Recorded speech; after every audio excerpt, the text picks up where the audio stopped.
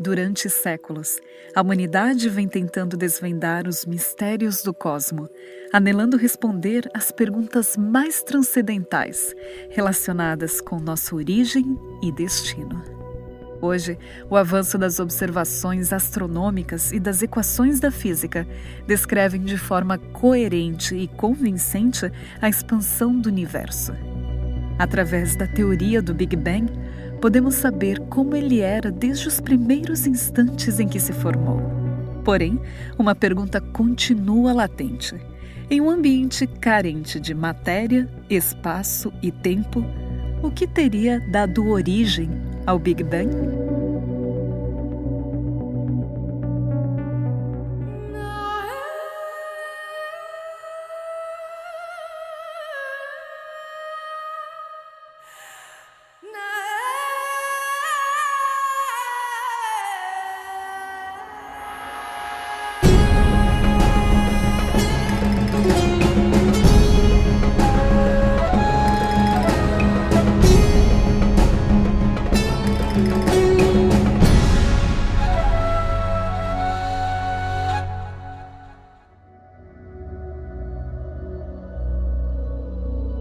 If you look out into the universe, measure light coming from galaxies that we see around us, you'll notice that the galaxies are all receding away from each other, and space itself seems to be expanding. But as I said, if you run that tape backwards in time, that means everything comes together and that it all expanded outward explosively from that point. So another way I like to think about this, because I believe, God made the universe and everything in it, is that, in the Bible, we're not told what happened when God said, let there be a universe. But something big and exciting, I'm sure, was what happened. A partir do momento que aquele ponto começa a se expandir, a primeira entidade que surge são as radiações eletromagnéticas. Nós, humanos, conhecemos ela como a luz. Conforme ele se expande, a tendência é a temperatura diminuir. Com a temperatura diminuindo, foi possível o surgimento das primeiras partículas. Conforme o tempo vai passando, vai havendo essa expansão e vai esfriando, essas partículas começam a se unir, formando os primeiros átomos. O primeiro átomo, o mais simples de todos, é o átomo do hidrogênio. Essa sopa de átomos, ela começa a se interagir, tá? E começam a surgir as primeiras estrelas. Mas chega um momento que o combustível primordial dela acaba. Ou chega, não é mais sustentável a existência dela. E ela morre, espalhando todos esses átomos pelo universo. Essa que eu acabei de explicar, é basicamente o início do universo descrito por essa chamada teoria do Big Bang, baseada na teoria da relatividade geral de Einstein. Mas até então, quem dizia que o universo tinha o início não era a comunidade científica, era uma outra comunidade, a comunidade religiosa. Ali nós temos uma semana de 7 dias literais, na qual Deus criou o céu e a terra. No primeiro dia, Deus criou a luz. No segundo dia, houve separação no firmamento, a água embaixo e o firmamento no céu. No terceiro dia, a separação da parte seca, né? E o surgimento dos primeiros seres vivos, os vegetais. No quarto dia, nós temos o surgimento do Sol e as estrelas, e a Lua. Algo relacionado ao primeiro dia, né? Os protagonistas, que emite a luz ou reflete a luz. No quarto dia, você tem os animais aquáticos e aéreos, remetendo novamente ao segundo dia, onde foi gerado a água, criados os mares. No sexto dia, você tem os animais terrestres, remetendo ao terceiro dia. E a cereja do bolo, que é o ser humano. Se nós olharmos o que eu acabei de contar a respeito da teoria do Big Bang, nós vamos olhar que a sequência entre os 3 primeiros dias, ou esse paralelo entre os 3 últimos e os 3 primeiros dias, a sequência é a mesma. A primeira coisa que surgiu no universo a luz. A segunda coisa, os elementos leves. A água é formada de oxigênio e hidrogênio, elementos extremamente leves. A terra é formada por elementos mais pesados e até o ferro é formado no núcleo das estrelas. Nós medimos isso, nós vemos a emissão de ferro no núcleo das estrelas, né? Então a sequência entre as duas propostas para a criação do universo é a mesma. Mas isso poderia indicar que o relato da criação bíblica é coerente com as informações providas pela ciência? O Gênesis aponta para a criação do universo ou simplesmente se limita à criação da Terra?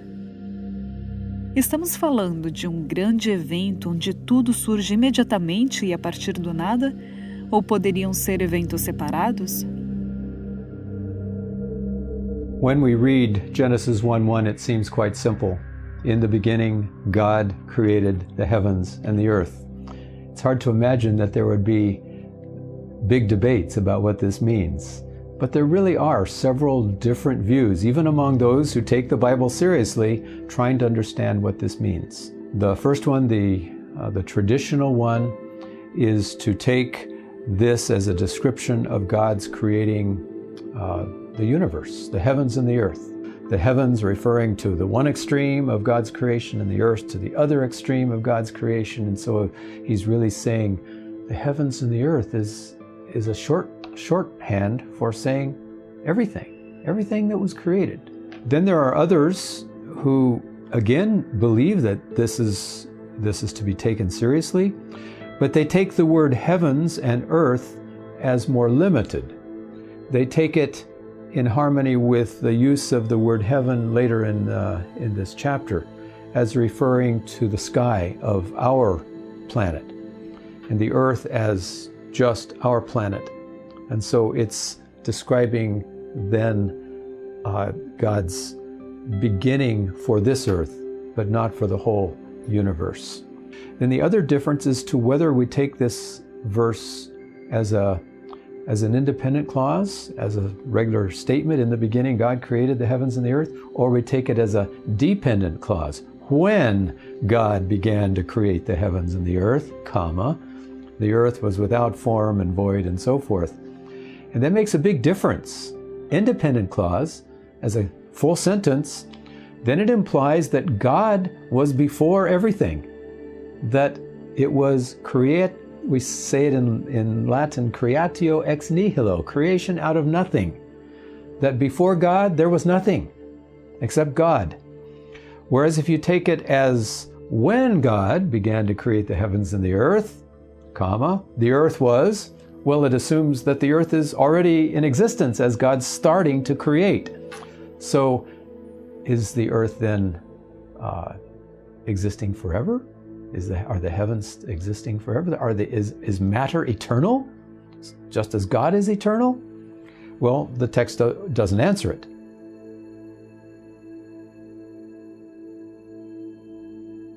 The word Shemayim means heavens. It can mean sky, the immediate surrounding firmament, or it can also mean the distant heavens, where the distant heavens where the stars are. And it depends upon the context. In the beginning, God created the heavens and the earth. We have these two words, heavens and earth, together.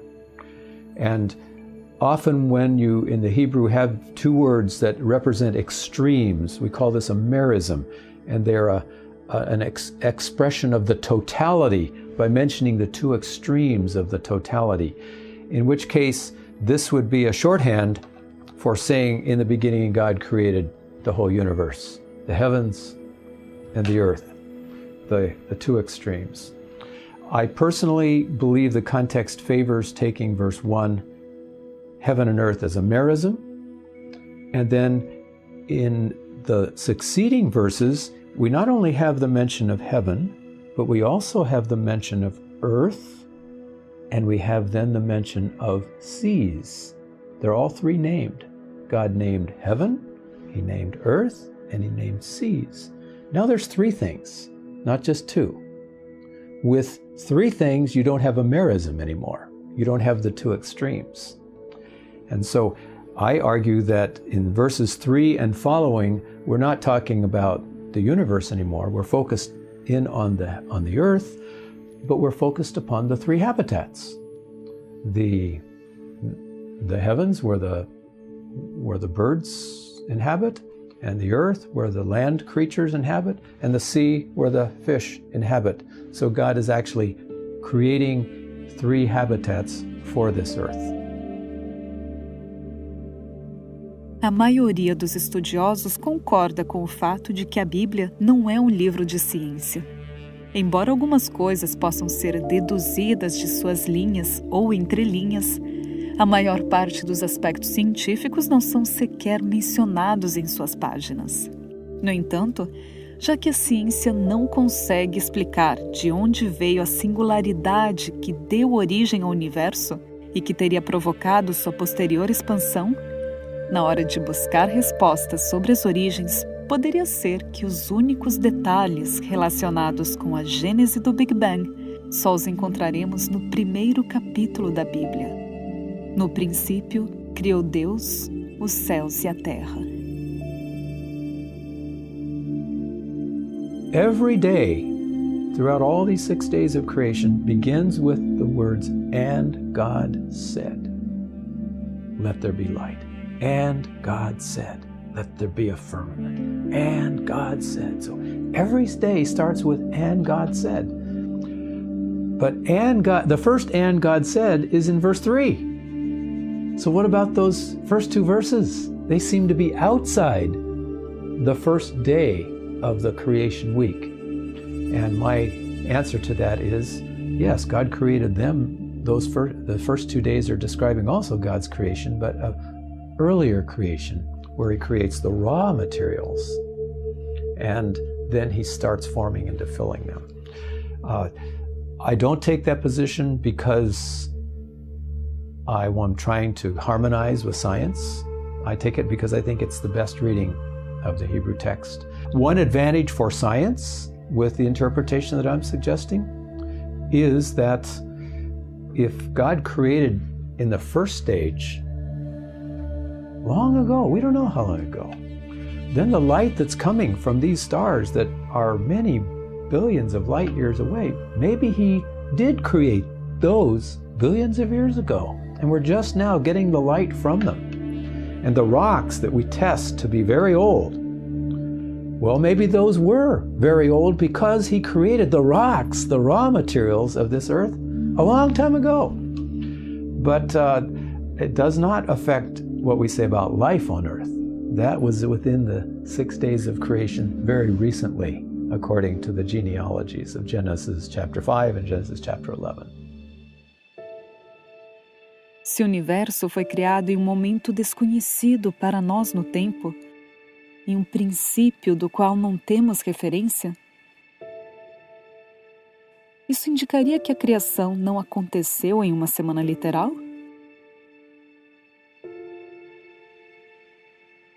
Uno puede acercarse al texto bíblico a nivel interpretativo desde la metodología de confiar en el texto bíblico y creer en el texto bíblico. Ese es un método. El otro es emplear el texto bíblico no como lectura, sino como para lectura. Ese sistema hermenéutico parte de los a priori que yo tengo y con ellos intento acercarme al texto bíblico. Mis a priori son ya filtros con relación al texto bíblico. Yo pertenezco al área de la teología bíblica. En la teología bíblica, frente a la teología sistemática, nosotros usamos un método inductivo.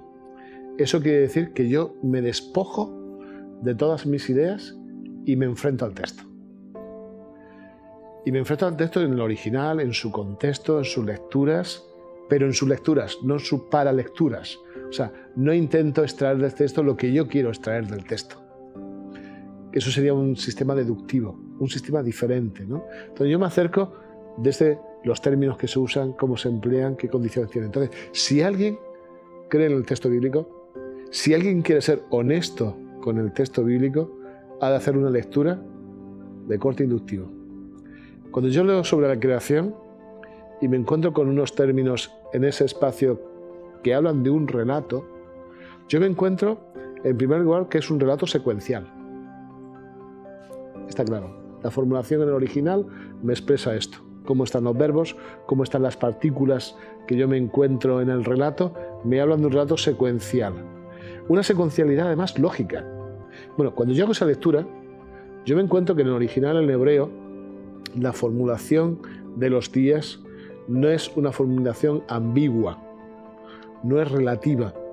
Cuando se hablan de días, son días de 24 horas, son días, son nuestros días. No estamos hablando de periodos, no estamos hablando de eones.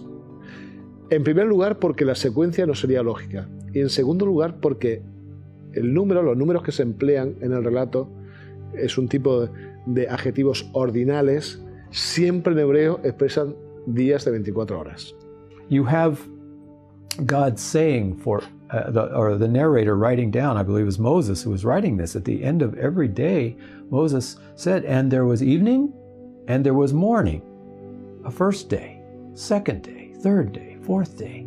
So he gives the cycle of an evening and morning, which is not millions or billions of years. It's a cycle that we are very acquainted with still today. You go to the hundreds of places elsewhere in the Bible where you have this first day, second day, using a number as an adjective and then the word day. It's always a literal day. It's never a figurative day. And so to be consistent, this would need to be a literal day. Genesis has 13 different headings that basically structure the whole book of Genesis, and it's the Hebrew word toledot, which is in translation generations, or it can be translated even history or account. And each major section of Genesis is given this heading, sometimes at the beginning, sometimes at the end. These are the generations of the heavens and the earth when they were created. These are the generations of Noah. These are the generations of Jacob, of Joseph. The whole story of Genesis has these as the headings.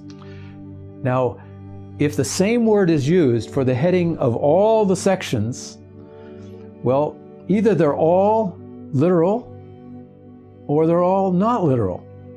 If God says Abraham and Jacob and Isaac and Joseph are history, literal history, toledot, and then he says the creation is also toledot, you can't consistently throw one aside as non-literal and take the others as literal.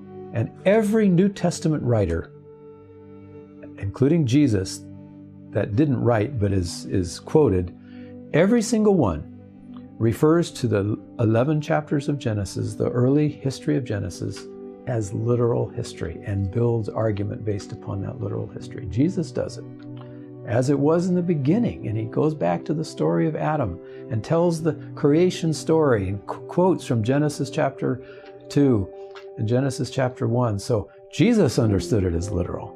Mira, yo tengo un principio hermenéutico que me ha hecho mucho bien en mi vida. Cuando no entiendo un texto bíblico, la culpa no la tiene el texto. La culpa es que yo no entiendo el texto.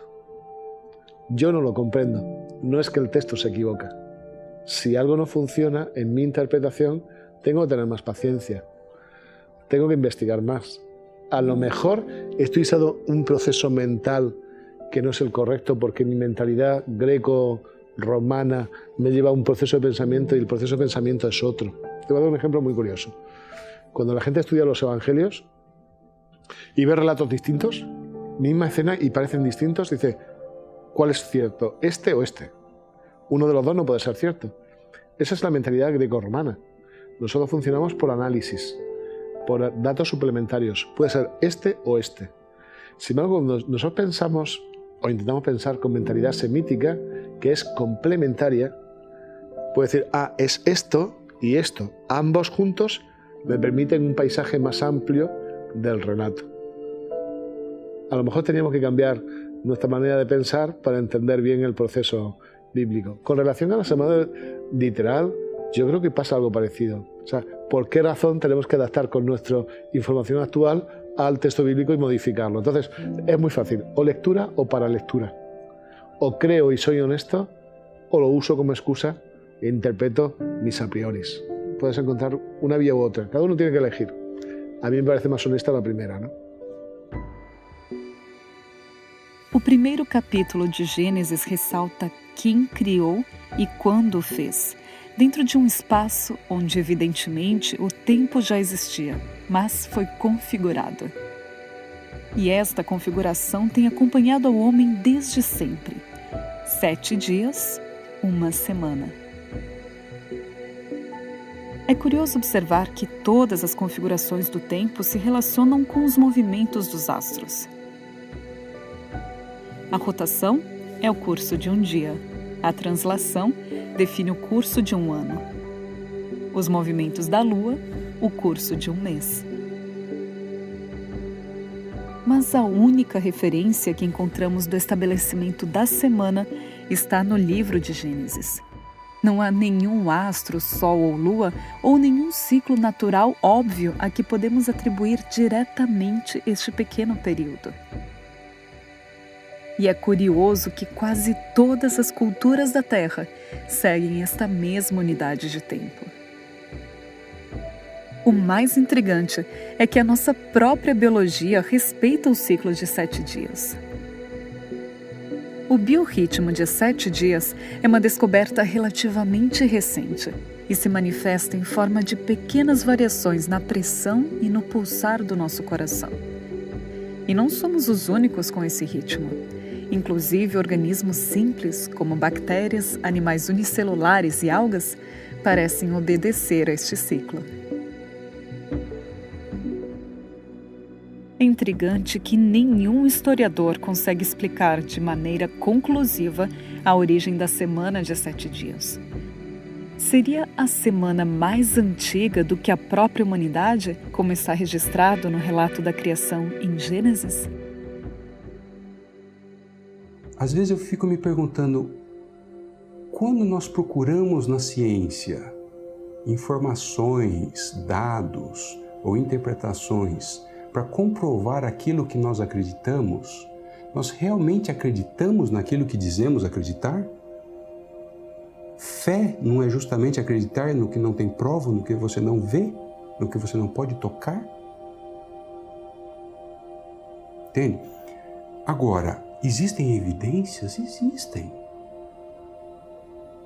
Elas estão aí por toda parte. Evidências que eu digo assim, coisas que você não consegue explicar.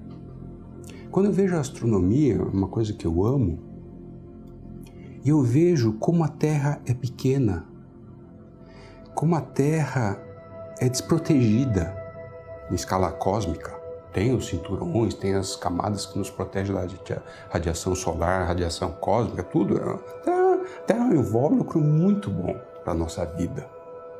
Mas se você vê lá fora o que acontece, galáxias de bilhões de estrelas trombando com outras galáxias de bilhões de estrelas, estrelas como Eta Carinae, que em 1843, se não me engano, num soluço expeliu massa suficiente para, como se fossem 2 sóis nossos. Ela tem 160 vezes mais massa do que o nosso Sol. E num único soluço ela expeliu massa como se fossem 2. Imagina, são eventos cataclísmicos de energias absurdamente fora de qualquer propósito da nossa vida comum. Quando eu vejo um universo tão grande, com tantos mistérios, com tantas coisas que nós não conseguimos conceber, e eu acredito que há um ser que criou tudo isso e que nos criou nesse rochedinho aqui, e que um dia ele veio aqui morrer por nós. É inconcebível isso, é insano, foge a qualquer propósito da nossa razão uma coisa dessa. Eu não consigo conceber algo mais maravilhoso do que isso.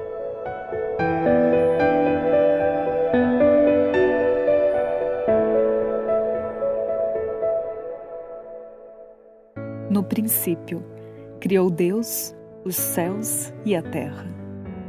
No princípio era o Verbo.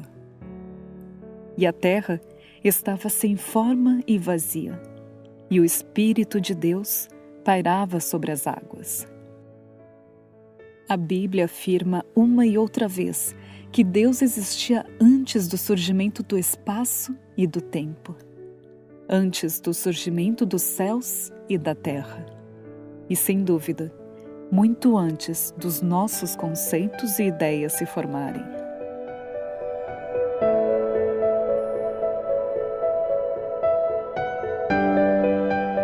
Ele existia no princípio, em nosso princípio, o que sugere que ele existia ainda antes de todo o começo, além dos limites do tempo.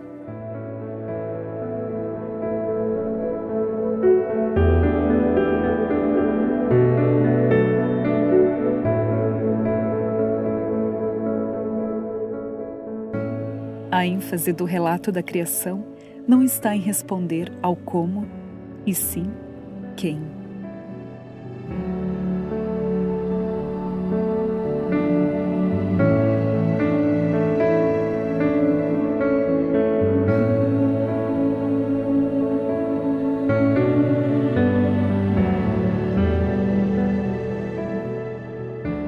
Aquele cuja inteligência, sofisticação e capacidade de nos criar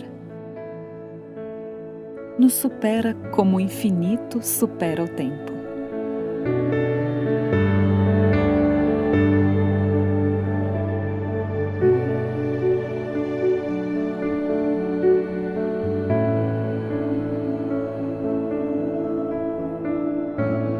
E é para entender o nosso real tamanho que no próximo programa viajaremos através do espaço, em uma jornada que irá mudar as nossas perspectivas.